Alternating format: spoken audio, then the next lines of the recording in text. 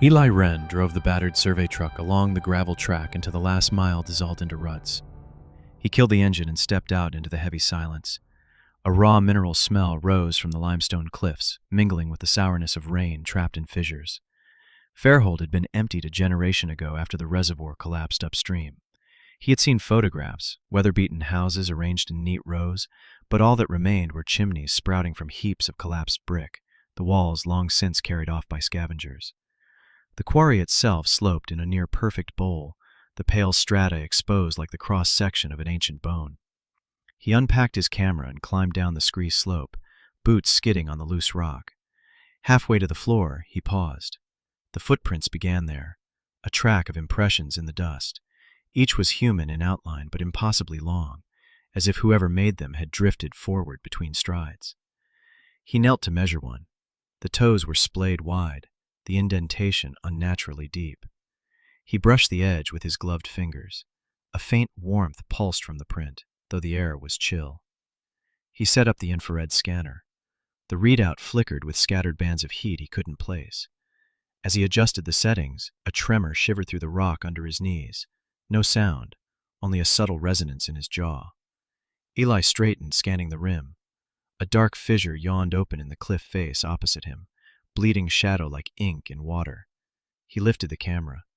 Through the zoom lens, the fracture writhed, its edges sloughing away in curling ribbons. He took a cautious step back, but the quarry floor shifted beneath his boots. Not an earthquake, more like a slow rotation. The footprints blurred, dragged across the limestone in a gentle spiral. A movement at the edge of his vision caught him mid-step. A shape unfolded from the shadows of the fissure, something elongated and segmented, like the armature of an insect's leg, but slick and semi-transparent. It extended until it touched the ground, then another appendage joined it, and a third, until the thing stood fully revealed, a towering configuration of articulated limbs, supporting a torso that was no more than a membrane, distended around flickering nodes of pale light. He stumbled back, heart hammering. His foot caught on a slab of rock, and he fell hard onto his elbow. The creature moved with a fluid deliberation, stepping over the quarry floor in a slow arc. As it passed beneath the cliff, the limestone itself responded, layers delaminating and peeling back in concentric waves. He realized with a chill that the quarry walls were not stone alone. They were layered with some other material, something that reacted to the thing's proximity. His radio crackled with a burst of static. A voice he didn't recognize whispered a string of syllables that made his teeth ache. He scrambled to his feet and backed up the slope. The creature's legs folded beneath it, lowering its body until its membrane almost touched the quarry floor. The white moth husks around Eli stirred as if in a breeze. A few rose into the air, their wings dissolving into a fine dust that drifted toward the creature's body. Where the dust touched, the membrane thickened, dimly iridescent. He turned and ran, gravel avalanching down the slope behind him. At the rim, he looked back only once. The cliffs had begun to lean inward, enclosing the pit like a colossal mouth. In the half-light, the fissure unrolled another limb, and the whole structure shivered. His boots struck the asphalt of the service road. He kept running. In his peripheral vision, the quarry walls seemed to rearrange themselves, each tier rotating a fraction of a degree. Later, he would read about the transient layer, a mineral phenomenon no surveyor had ever documented, a boundary where native rock merged with an unknown substrate. But at that moment, Eli knew only this: whatever it was had seen him, and it was shifting to meet him again. The road back to the cottage felt longer than it should have. Eli checked the odometer twice, convinced he was driving in circles. Each time he passed a stand of birch, their white trunks flickered in his peripheral vision, blurred as if half buried in water. When he finally pulled up to the sagging porch, the sky had collapsed into a blue so dark it looked almost black. He cut the headlights and stepped out. The cottage windows glowed faintly, though he'd left no lights on. Inside, a sour dampness clung to the walls. He set his pack down by the door and froze. The silhouettes covered every surface. The walls, the ceiling, even the refrigerator door. Smudged impressions of hands, shoulders, faces pressed flat in distorted proportions, some adult-sized, others no bigger than a child's. He swallowed hard. The shapes had a slight sheen, like oil. When he touched one, a tremor traveled up his fingers to the root of his skull, leaving a prickling numbness behind. He backed away, heart pounding. As he moved, he noticed the after-images shifting fractionally, blurring and recomposing themselves in the corner of his vision. It felt as though the room were trying to memorize him. He pulled his journal from his pack and began sketching, hands shaking. But as he traced the outlines, the numbness behind his eyes thickened, and he saw something superimposed on the real, a second room, perfectly overlaid but subtly wrong in dimension. The angles of the ceiling beams didn't meet. The door stood half open, though in the real it was shut. He set down the pencil. The journal pages rippled, though there was no breeze. His reflection in the window caught his eye. It didn't mimic his breathing. When he leaned closer, the reflection lifted its hand half a second late and touched the glass, palm flat. A cold pressure welled up in his chest. He staggered back, striking the table.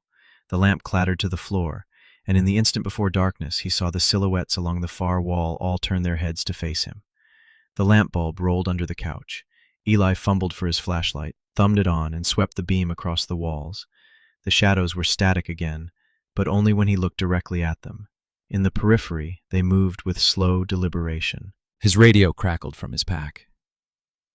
Echo sheath. Transitive. Occupancy threshold. The voice dissolved into static.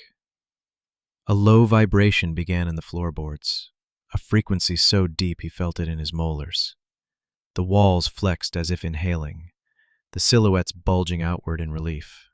He realized the impressions were hollow on the far side, negative spaces pressing forward. The window pane behind him darkened. Slowly, a duplicate of his own face emerged in the glass, lips parted in a soundless cry, hair drifting as though underwater. With sudden clarity, he understood. Echo sheath. A phenomenon no one had documented outside theory. A parasitic geometry overlaying native architecture with a predatory facsimile, waiting for a host to occupy. He spun toward the door, but the floor pitched under him, tilting as if the house were sliding downhill. He stumbled against the kitchen counter. A cabinet burst open, and all the plates inside unstacked themselves in a slow, deliberate tumble, each dish rotating to show the same oily silhouette imprinted on its surface before shattering on the tiles. Eli kicked the door hard. The wood groaned but didn't give. The duplicate in the window moved closer, pressing its palms to the glass. Its breath fogged a spreading bloom. He braced himself and rammed the door again. The hinges popped, and the whole frame buckled outward. Cold air swept in. He hurled himself into the night. On the porch, he turned back. Through the broken doorframe, he saw the living room, swelling in impossible dimensions. Walls bulging outward, outlines of figures crawling across the ceiling, their edges fraying into filaments. He ran into the trees, not daring to look back again. Behind him, the cottage exhaled a long, rattling sigh, and the dark inside it shifted, hunting for something to complete its shape. Eli didn't remember running the last stretch to the weather station. The building was perched on a granite outcrop that overlooked the abandoned town, an aluminum tower rising beside it like a snapped antenna. The door swung open at his touch, hinges shrieking. Inside, the air was stale and cold. A row of outdated transceivers lined the far wall, their indicator lights dead. He sank onto a folding chair, lungs raw. He tried the radio first. Nothing. Then, with a dry click, the tower's broadcast console blinked green. The speakers crackled as if clearing their throat. Protocol verification. Stand by for enumeration. The woman's voice was calm, nearly bored, as though she were reading from a checklist. Edward Mill, Abigail Thorne, Jonah Peters, Deborah Wren. Eli's skin crawled. Wren, his mother's name. Camille Holloway, Eli Wren. He staggered back. The names stopped. A brittle silence filled the station. He pressed the rewind, finger trembling. The tape whined back to the start. He replayed it, trying to catch any hint of humanity in the voice. This time, the words did not come clean. Ed Mil Thana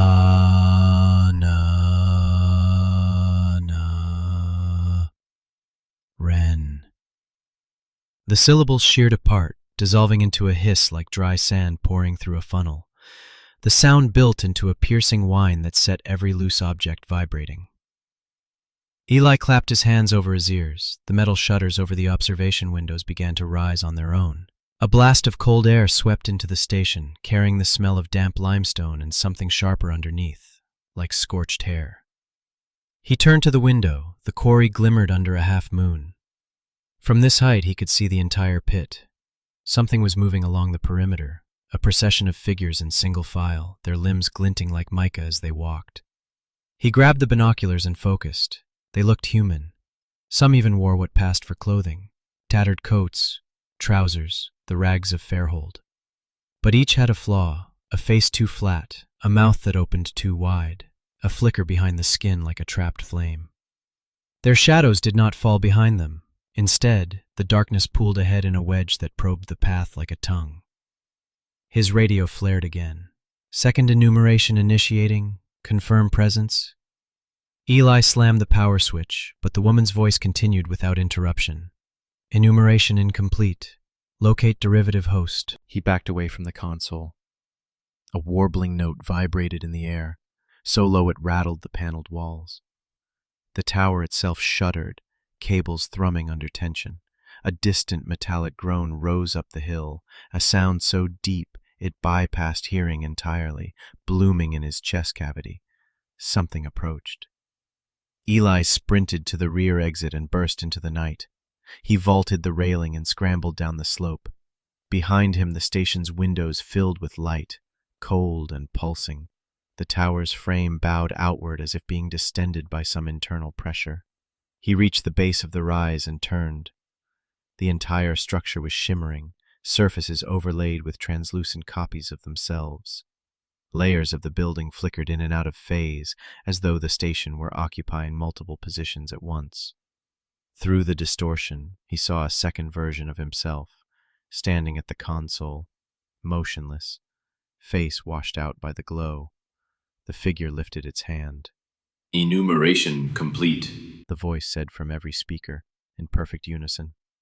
A concussive pop split the air. The tower's steel lattice ruptured, raining fragments down the slope. The radio mast toppled in slow motion, cables snapping and lashing through the dirt like whips. Eli ran. As he fled across the dark field, the voice followed him, not through any speaker now, but directly inside his skull. Derivative host acquired. And from the direction of the quarry, he heard the first reply. Something that did not resemble words, yet carried an unmistakable intent. Recognition. Dawn. Eli waited by the truck, arms wrapped around himself for warmth. The quarry lay behind him like a vast, breathing wound in the earth. Frost silvered the grass. Camille Holloway arrived without a word, climbing from her jeep with her survey kit slung over one shoulder. She looked like she hadn't slept. They set out along the tree line in silence, logging sightings as they went. Camille carried the thermal scope. Eli made notes on population density. A half-dozen deer picked their way between birches, pausing to crop the brittle undergrowth. At first nothing seemed unusual, until the nearest doe shifted her weight. Her shadow didn't follow. Instead, it quivered, then flowed across the ground in a lagging wave, elongating behind her in a shape that was no longer deer. A shape with too many joints and a segmented spine that rippled as it moved. Eli swallowed. "You're seeing this?" Camille nodded, jaw clenched. "Every morning since I got here." He lifted the camera, zooming in. The deer raised its head, and for an instant the shadow stopped lagging. It lifted from the dirt like a second body and pressed itself against the animal's flank. A thin black seam appeared along the deer's ribs. The animal shuddered, then continued grazing as if nothing had happened. Eli's hands went clammy. He lowered the camera. Camille turned to him, her face ashen. "My brother came here 5 years ago. He was cataloging rare moss that colonizes limestone. One night he radioed that he'd found a growth pattern he couldn't explain. She looked away, scanning the tree line. He never came back, but the next day the same voice you heard on the radio called the base. It said he'd been enumerated and that the environment was now in transition. She crouched to examine a patch of frostbitten grass. The blades were bent in a perfect spiral, like a miniature cyclone had spun them flat. She glanced up. I think it's spreading. Whatever this is, it's not bound to the quarry anymore. Eli felt his scalp prickle. The voice said something about a derivative host. Exactly. She lifted the thermal scope and scanned the nearest slope. Her breath caught. Eli, look. He took the scope. A heat bloom pulsed beneath the surface. Circular, layered, slowly expanding. He adjusted the contrast until the shape resolved. A halo buried under the soil. Segmented like an ammonite fossil, but alive with a crawling luminescence. The subsidence halo. He had read a single line about it in a decades-old geological abstract, an unverified phenomenon observed in sinkholes across the continent. An expanding field, where the laws governing volume and dimension began to bend. The deer froze, heads turning in eerie unison, their shadows slid free in a mass, flowing together into a single dark sheet that spread over the frost. Eli stumbled back. Camille drew the flare gun from her belt. "Stay behind me," she said. The shadow lifted, no longer flat but rising like smoke-given bones. Within its wavering edges he glimpsed partial forms, limbs, torsos, faces with mouths held open in a soundless scream. The nearest deer lurched forward, ribs distending as though its internal organs were being rearranged. With a wet crack, its spine elongated and the head swung around 180 degrees, empty eye sockets locking onto Eli. Camille fired. The flare burst in a blinding arc, striking the deformed deer in the chest. For an instant, the shadow recoiled. The creature collapsed, limbs thrashing. But the darkness did not disperse. Instead, it slid toward them, undulating over the grass, the subsurface halo pulsing in synchrony. Eli turned and ran, boots tearing up frozen clumps of grass. Camille was a step behind him, fumbling for her second flare. Behind them, the merged shadow split apart into dozens of fingers, each reaching, each leaving a charred trail in the frost where it passed. They crested the hill, lungs burning. Camille fired the second flare into the grass, the brush ignited in a roiling wall of flame. Eli dared a glance back. The shadows halted at the fire's edge, shivering in frustration. For the moment, they held their ground. But he knew the perimeter was temporary.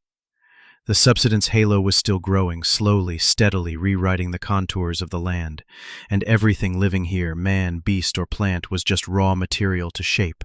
At first, Eli thought clouds had rolled in, some sudden front from the east. But when he glanced up, the sky remained a flawless, brittle blue. The darkness came from nowhere.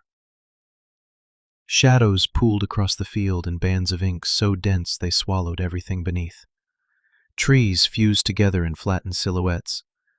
The birches he'd passed that morning became a single-ribbed mass that creaked when the wind touched it. He felt Camille's hand on his shoulder. "What is this?" she whispered. Before he could answer, the quarry rim rippled like the surface of disturbed water. A figure emerged, identical in every visible detail to Eli himself, same lank hair, same work jacket. But it moved without hesitation or weight, crossing the grass as if it were gliding over glass. Eli's breath caught. The thing tilted its head in perfect imitation of the gesture he'd made an hour before.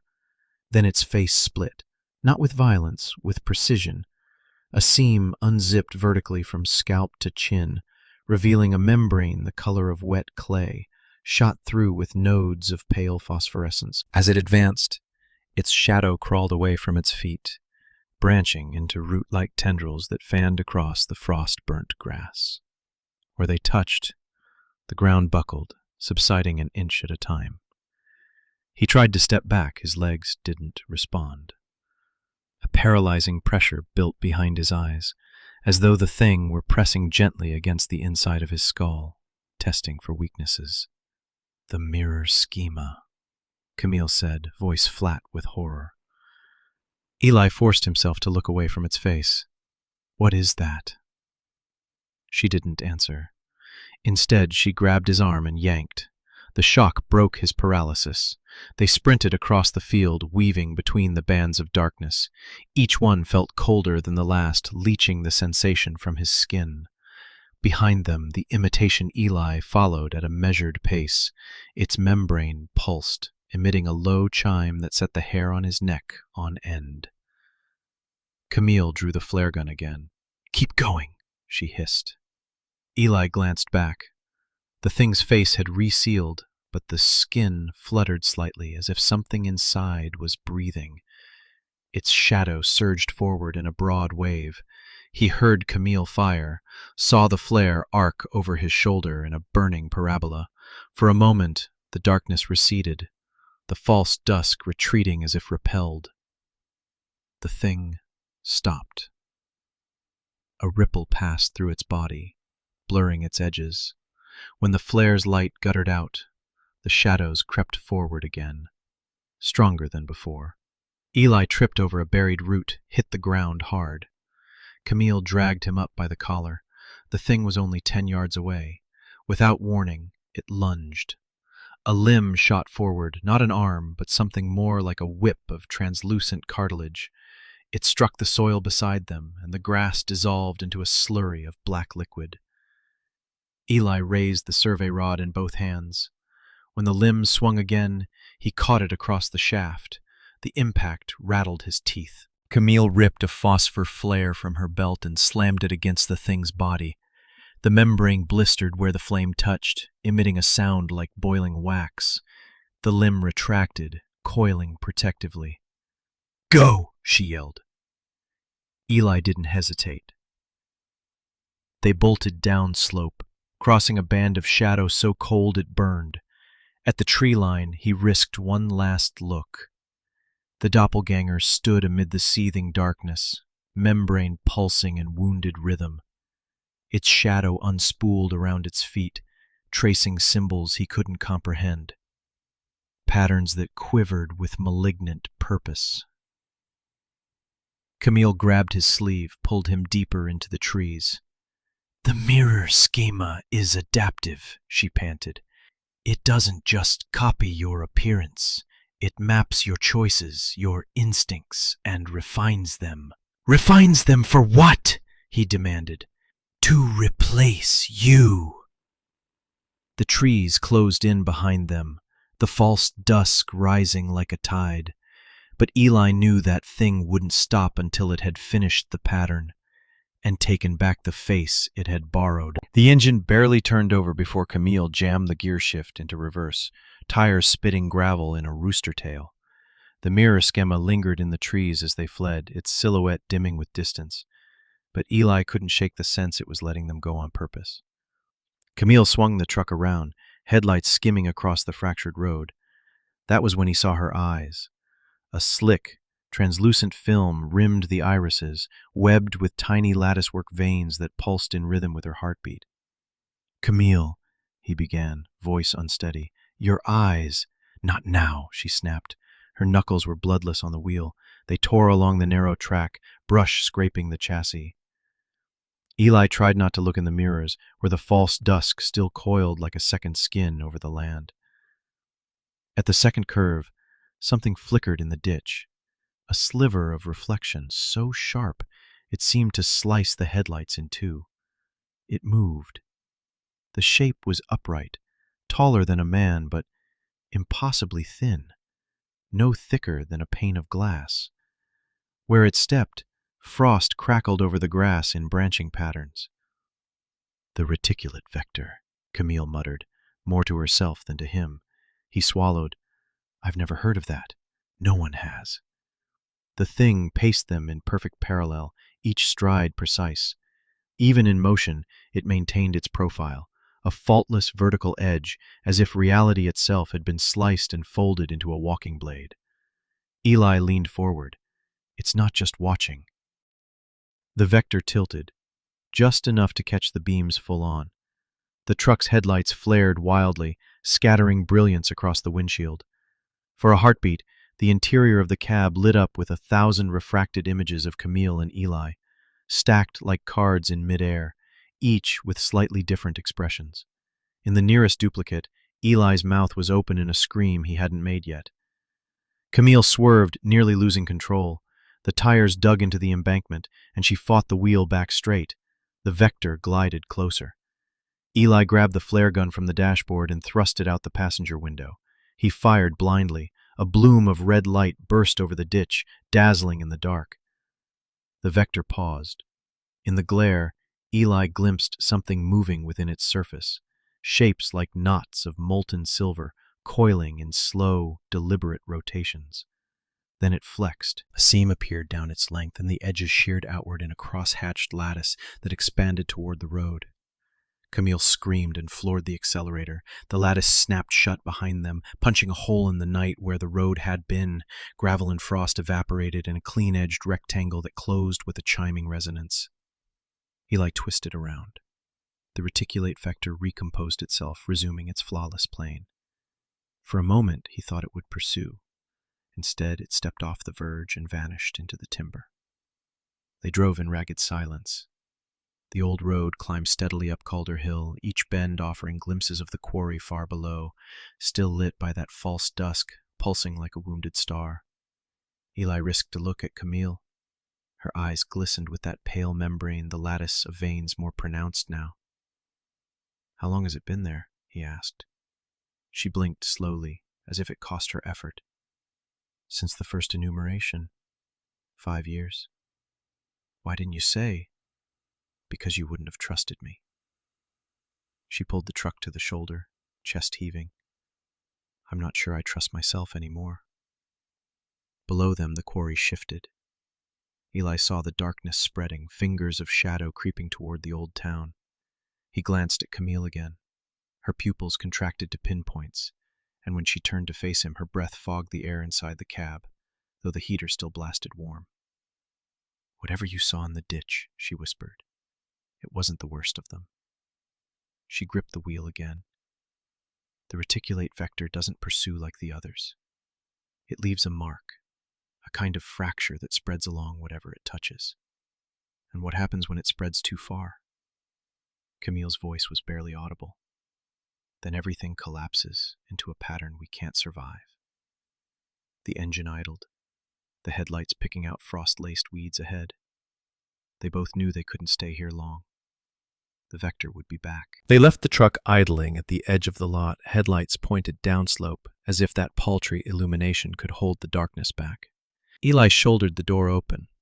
Rust flaked off the hinges. The interior was a time capsule of obsolete consoles, paper charts curling into cylinders under a film of dust.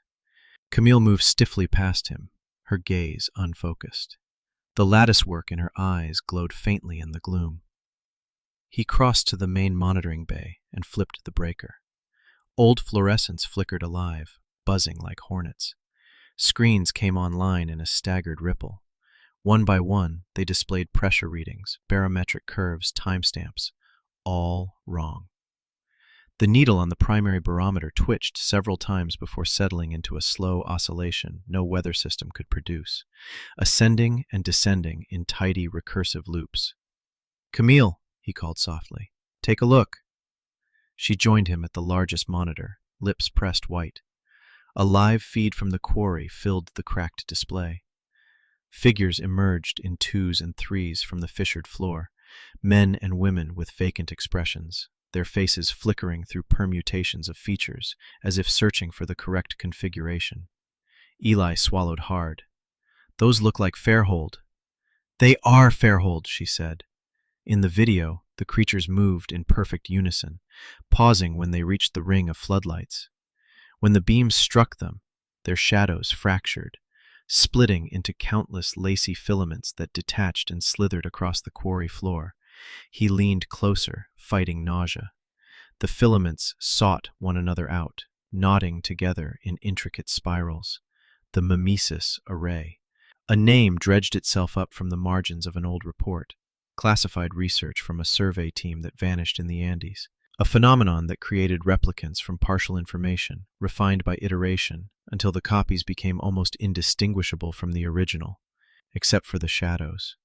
Eli's radio hissed on its own. Enumeration ascending, propagation threshold. The screen flickered. In the quarry feed, a new figure stepped into view. It was Camille. Her duplicate wore the same field jacket, the same hair clipped close to the scalp, but its head lolled slightly, mouth yawning wider and wider until the jaw cracked in a slow-motion rupture. The filaments around its feet trembled, as if sensing fresh prey. Camille gasped. Eli caught her before she collapsed. "Stay with me!" He laid her on the floor and watched, helpless, as her pupils dilated to swallow the irises. On the monitor, the duplicate Camille raised its hands. Filaments erupted from its palms, lashing across the quarry floor. Every other figure turned to face the camera. The signal flared. A harmonic shriek tore through the station's speakers, rattling the consoles. Eli clamped his hands over his ears, but the noise vibrated inside his bones. The main monitor fractured, lines zigzagging across the glass. Behind the cracks, the image changed. No longer a camera feed, but something more abstract. A diagram of concentric circles, each seeded with tiny motes that pulsed in synchrony. He realized with a surge of horror that the diagram was not an image, but a map, a living record of the array's progress through the quarry and beyond. Camille stirred, groaning. The lattice in her eyes shone bright enough to throw shadows across the floor. The pressure needle leapt off its mount, skittering across the tiles. Eli grabbed her by the shoulders. "We have to go!" But she didn't hear him, her gaze fixed on the monitor, mouth working soundlessly. The floodlights in the quarry went dark in unison. Every filament converged on the camera lens. A final burst of static erupted across the station. Then the screen showed nothing but a single glyph etched in burning white, a perfect spiral surrounded by lacy filaments. The station shuddered.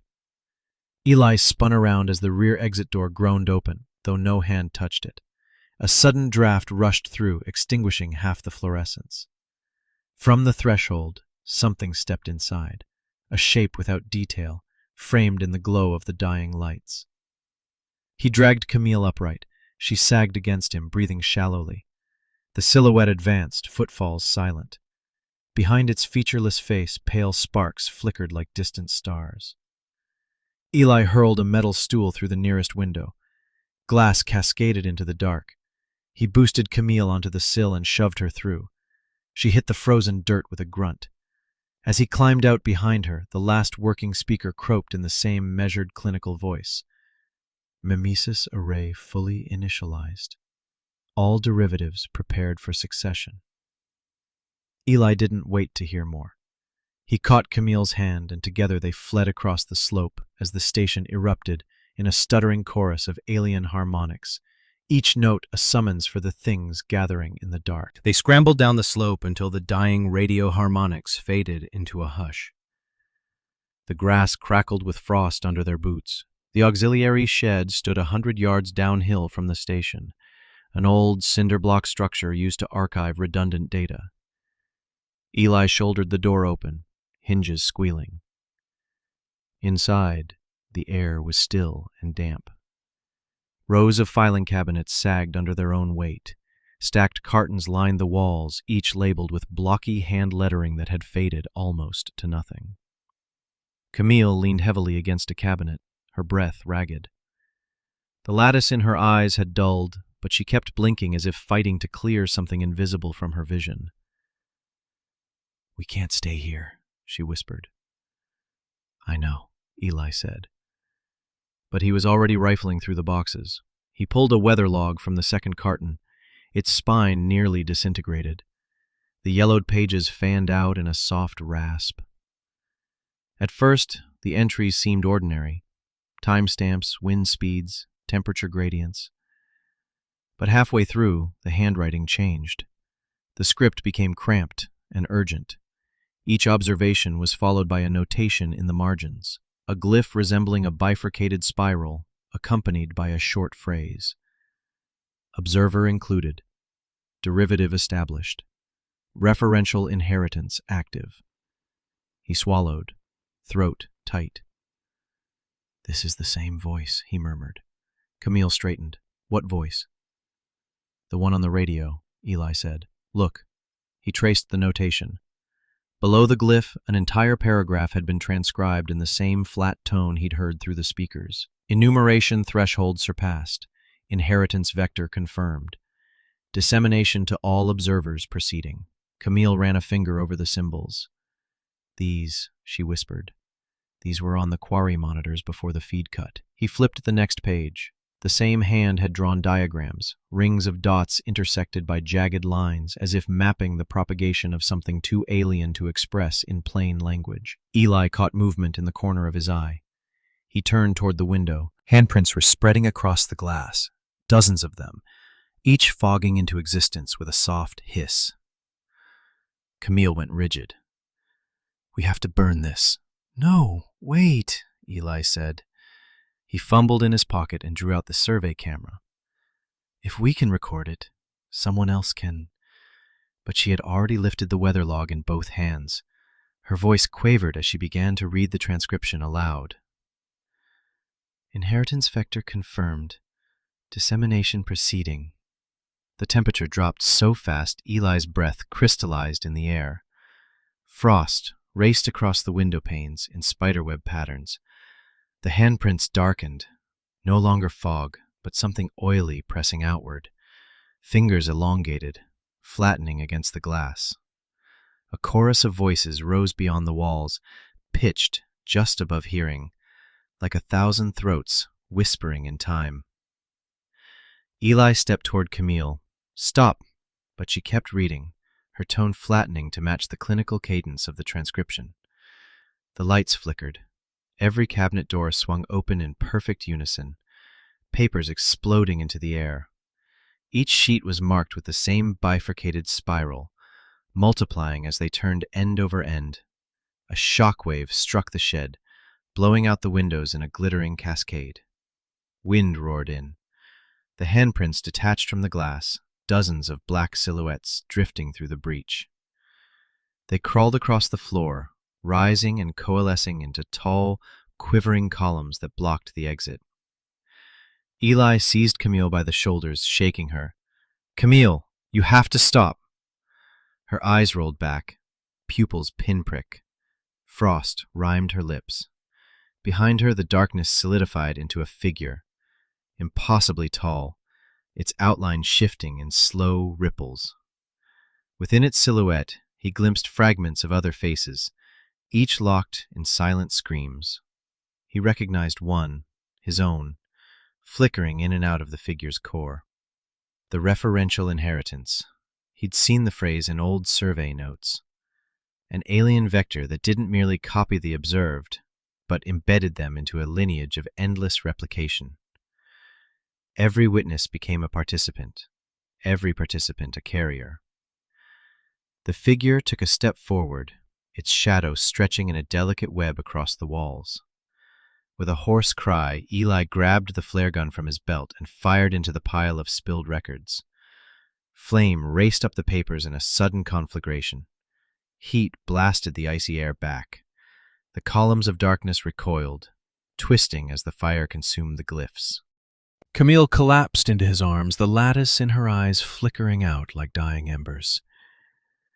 Eli, she rasped, it's not done. It knows we're... A shudder passed through the floor. Cracks spread under the cabinets, emitting puffs of bone-cold vapor. The darkness gathered itself in one last convulsion before slipping out the broken windows, leaving only the moan of the wind and the reek of burning paper. Eli dragged Camille into the night, the shed blazing behind them. Above the flames, the darkness hung in a torn veil, watching, and somewhere in the unseen distance, a voice began counting again. They staggered through the trees as the first rim of dawn glimmered behind Calder Hill. Camille's steps grew shorter, her breath hitching in her throat. When they reached the edge of an abandoned logging road, she sank to her knees. Eli dropped beside her, arms braced around her shoulders. "Stay awake," he pleaded. Her eyes fluttered.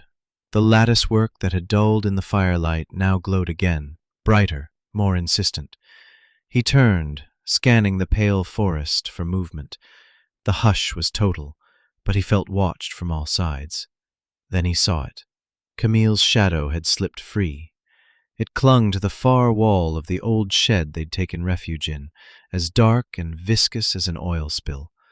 Slowly it began to slide across the boards, stretching and flattening until it was only a glistening silhouette. "Camille," he whispered, voice cracking. "Your shadow." Her head lifted weakly, eyes rimmed in pale blue fire. "It's hungry."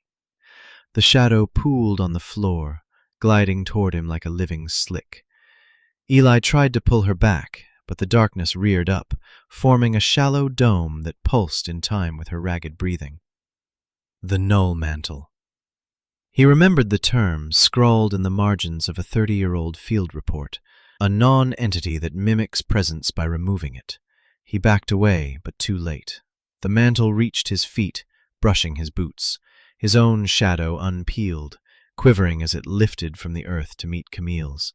For a moment they touched, two slick stains merging into a single larger form.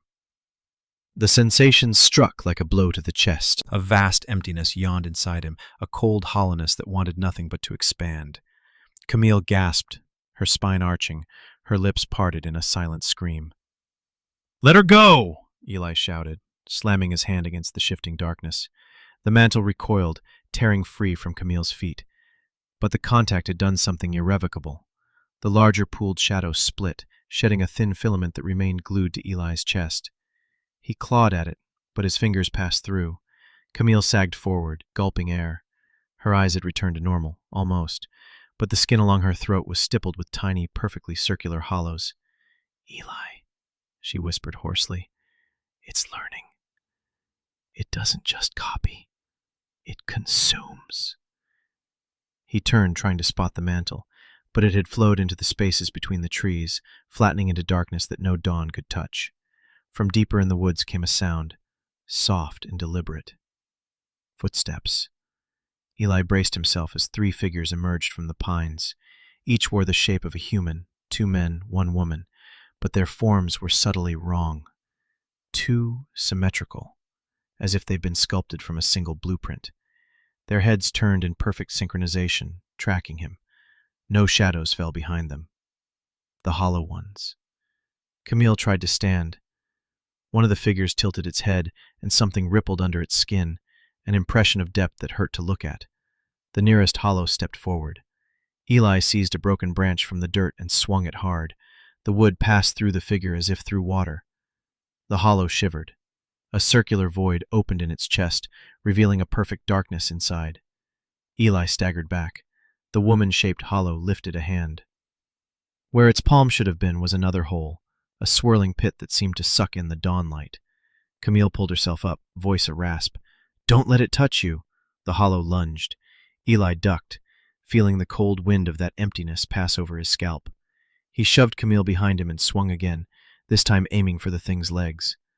The stick met resistance, a membrane that split open, releasing a gust of air so cold it numbed his hands. The hollow crumpled without a sound, folding in on itself until nothing remained but a shallow depression in the dirt. The other 2 paused, heads cocked. Then they advanced in unison.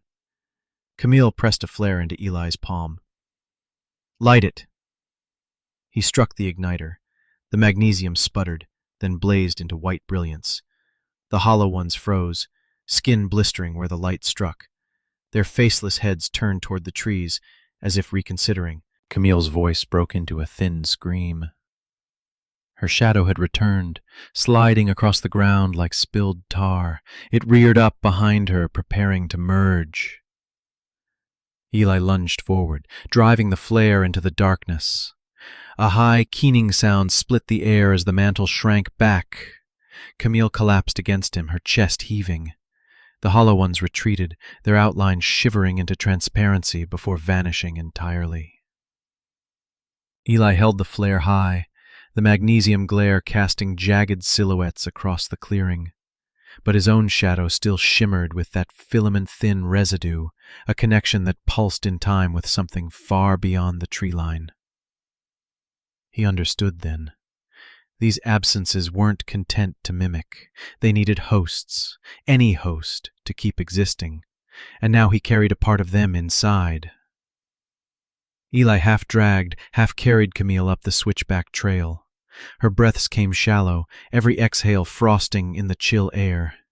At the rim, he set her down and turned to face the pit. The quarry was no longer a place.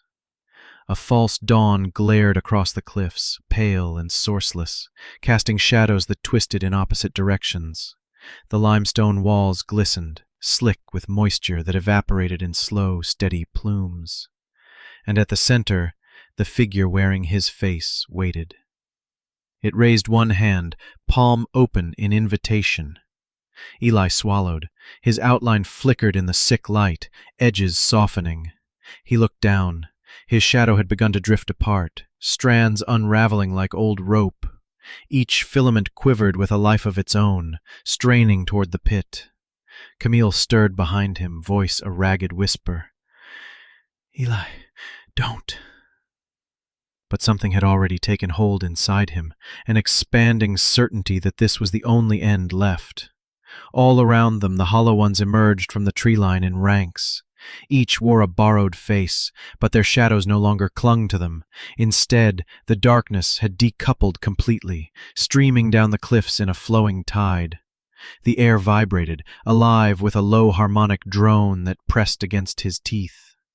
Eli raised his eyes to his double. The figure smiled without warmth. When it spoke, the words bloomed inside his skull instead of reaching his ears. Observer integrated. Syntax immutable. Inheritance will complete. He understood then the immutable syntax, an alien protocol older than memory, encoded in every mimic, every hollow, every null mantle. A recursive pattern that could only end in the absorption of the host. He felt his outline loosen further, his limbs blurred, then refocused in shapes that didn't belong to any anatomy he knew. Camille forced herself to her knees, clutching the flare gun. "Eli, fight it!" But the quarry called him. The darkness surged up the cliffs in tendrils, wrapping around his calves. It wasn't cold or warm, just a perfect absence. He took a step forward. His double mirrored the motion exactly. Another step. Camille fired the flare. The magnesium burst over the pit in a shower of blue-white sparks, briefly overpowering the false dawn. The darkness recoiled, shrieking in a chorus of dry voices. Eli staggered back, clutching his skull. The flare's light burned in his vision, outlining every hollow one in stark relief. Their faces, his face, peeled open along hidden seams. Behind those masks yawned a void lined with 1,000 smaller mouths, each whispering fragments of language that were not words, but instructions. He forced himself to look at Camille. She reached out, fingers brushing his arm. "Remember who you are." The darkness rallied, surging again. Eli dug his boots into the gravel, straining to hold on to himself, but his silhouette continued to unravel, peeling away in translucent streamers. His double advanced through the glare of the dying flare. Each step left no imprint, only a hollow, scooped impression in the limestone. Syntax immutable. It repeated, louder now, echoing inside him. Eli clamped his hands over his ears, but it was useless. The tide of darkness crested the rim, flowing past him toward Camille. Shadows rose around her, flexing into grasping appendages. With a hoarse cry, Eli lunged forward, ramming his shoulder into the figure wearing his face. It felt like striking a membrane. The impact rebounded through his bones, but the thing staggered back. Its mouth opened in a wet, tearing seam. From its throat something emerged, a lattice of shimmering filaments woven into a tetrahedral scaffold. The immutable syntax, he realized, in its pure form. Camille screamed his name. The lattice extended, seeking him. He swung the survey rod in a clumsy arc, shattering the scaffold before it could fully unfold. A shockwave rippled across the quarry, driving the shadows back a step. The false dawn flickered. The hollow ones spasmed in unison, their faces collapsing into featureless hollows. Eli gasped, seizing the moment. He turned and wrapped his arms around Camille, hauling her to her feet. Together they stumbled away from the rim, each step harder than the last. The darkness howled behind them, reorganizing itself into new shapes. He dared a final glance over his shoulder. The figure wearing his face had reconstituted. It raised one hand again, not in invitation this time, but in promise. Inheritance will complete. Then the false dawn went dark, and in that instant the quarry ceased to resemble anything human or natural, a pit yawning open to an unlit infinity, hungering for every name and face it had ever stolen. Eli tightened his grip on Camille, and they ran into what little remained of the real dawn.